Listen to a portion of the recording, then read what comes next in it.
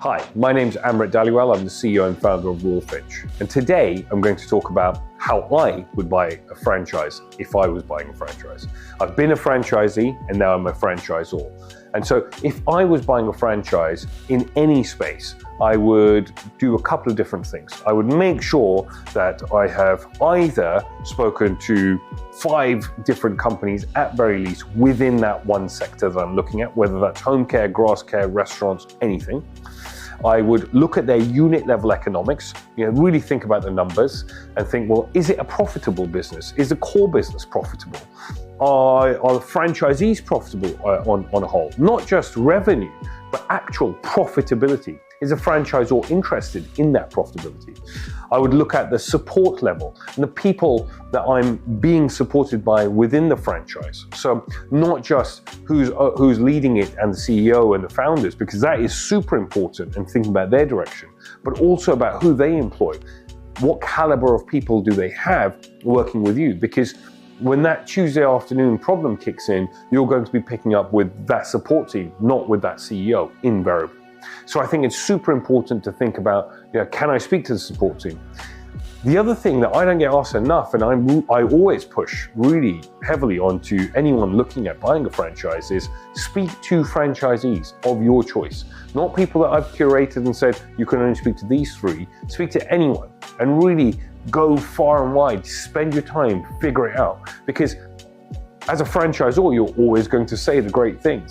But the franchisees that are receiving that support and working with that franchisor day in, day out are the ones that will always give you the real juice and tell you what's what. And that's the important part. Now, what I would always say to a franchisor is, give me a mixed bag. Give me a top performer, someone average, and someone struggling. Don't tell me who they are. Bung them up and give me, let me pick up the phone to them. Invariably, you might find that the top performers are people that are really out there and driving, and maybe the reverse is true for those that are not performing. And sometimes it's a franchisor issue and support level issue and so on. But it allowed you to ask the right questions, get a gut feeling on what's going on and get out there.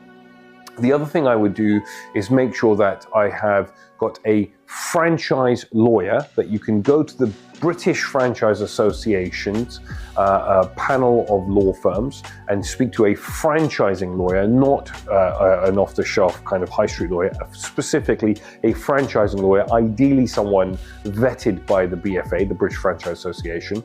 And I would really pick up with them and say, please look at these agreements and tell me what I'm signing and really what are the questions I need to ask. And invariably, if you're going down that journey with a couple of franchisors and you've spoken to the franchisees, you've looked at their profitability, you've spoken to the support team, you've spoken to the CEO and founder, you've looked at their franchise agreement, you've got a BFA lawyer that has looked at the franchise agreement, you'll really get a sense of what it is. The other thing I would really love to do if I was buying a business, especially from an industry that I've not been in, is go and sit in an office for a little while or retail premises or whatever the business might be.